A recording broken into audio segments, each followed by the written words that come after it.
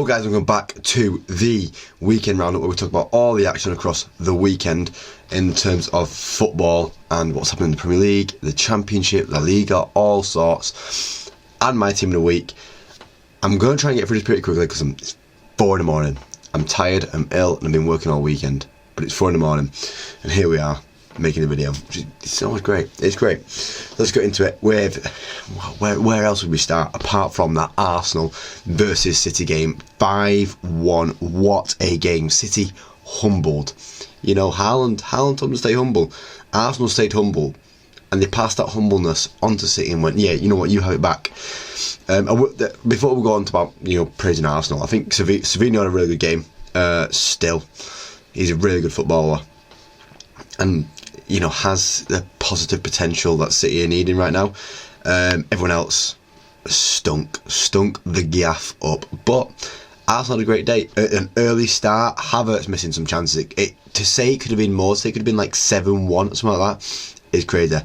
Partey straight after City scored the goal, you need a quick reply, and Partey made sure that they got the quick reply. Lewis Skelly doing the Haaland celebration against him, great, perfect. And Emery saving the best till last with the best goal of the game right at the end. Arsenal, absolutely dominating performance. And I think, the man that I've got to speak about most is Rice. I think Rice dominated the game. As it's never easy to dominate City's midfield, but it's getting easier and easier over the past few weeks, and there you go, Rice has done it again. On to the other game that was in the title race, and that is Bournemouth and Liverpool. Bournemouth shaking things up last week with a 5-0 win against Forest, and I was like, oh, Bournemouth might get a result there, and I think Bournemouth find themselves unlucky not to get a result. I feel like there was a penalty given away in the game, and I just don't feel like it was a penalty. It was a really poor penalty either way. It was barely a collision. I'm sure even Gakpo looked a bit confused when it got given for him. Salah obviously scored a penalty, and then later on did the inevitable and scored a very good goal, as he usually does. But Bournemouth had their chances. They had their chances. It was a really good chance where it just fell to Kluivert's feet on an open net, and he somehow put it wide. And someone made quite a funny callback to the fact that the same thing happened in the City game where, and I actually know who it was. It wasn't Kluivert though. In the City game, it might have been Semenyo. Someone in that City game did poor. Speaking of Forest anyway, about that, how Bournemouth beat them 5-0 last week, Forest took that anger out. Forest made sure that anger was repaid, and they passed on a 7-0 win against Brighton. 7 goals. Ilanga had a great game. Wood scoring a hat-trick. Gibbs-White dominating. Brighton just didn't stand a chance. There was a shout for a penalty at some point, but it just wasn't a penalty. Welbeck is like that close to actually scoring. It was so close, but Forest dominating it. And whilst I'm on this one, we'll talk about the Sunday games, because Spurs beating Brentford 2-0 shocked me. I honestly thought it must have been an off that Brentford had good chances, but these got kept at bay by themselves, I'd say. I don't think Spurs really kept them at bay. I think Spurs are a bit all over the place. I really did think Brentford deserved to win the game, but Spurs win it 2-0. No one knew what was going on for the first goal. The first goal, everyone seemed a bit confused, but it went into the back of the net, and I'm sure Spurs were happy. Once again, Kulusevski is the main man, but without a goal contribution. And then United would have a game on Sunday, sadly. Not on TV. Couldn't watch it.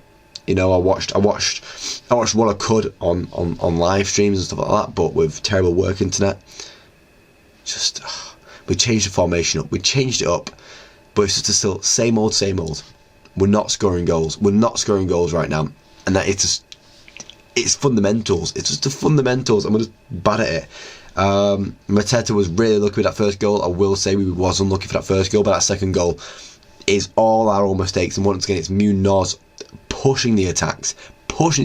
Keep saying week on week, Munoz is currently Palace's most important player. They're playing the exact same formation as us, but their wide players are doing their job right. Munoz especially.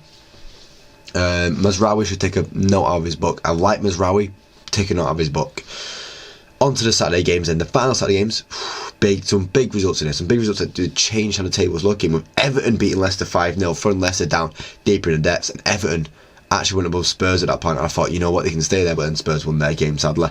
Decore starting the game off with the 4th fastest goal in Premier League history. The 4th. That's crazy in itself. Pickford getting the assist for that. Beto having a great game. And altogether, Everton just flying under Moyes. And Dye having another great game.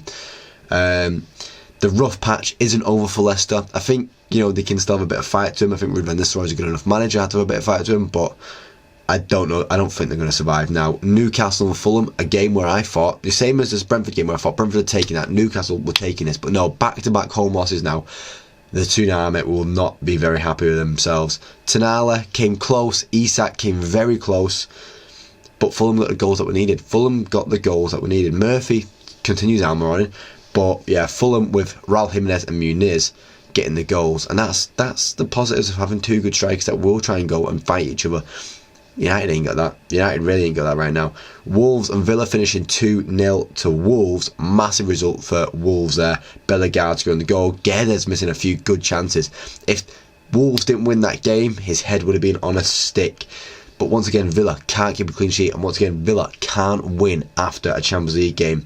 It's a weird one. You know what? I do feel bad for Villa though, because I feel it was weird that their goal got disallowed, because there were some really poor and weird decisions from refereeing this weekend. But hey ho, what's new?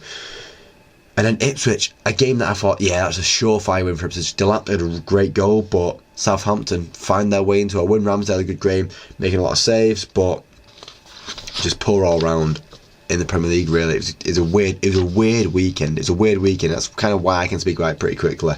My team of the week, I've gone with Alisson and Nat. I thought he made some great saves to prevent Bournemouth from getting a result in the game.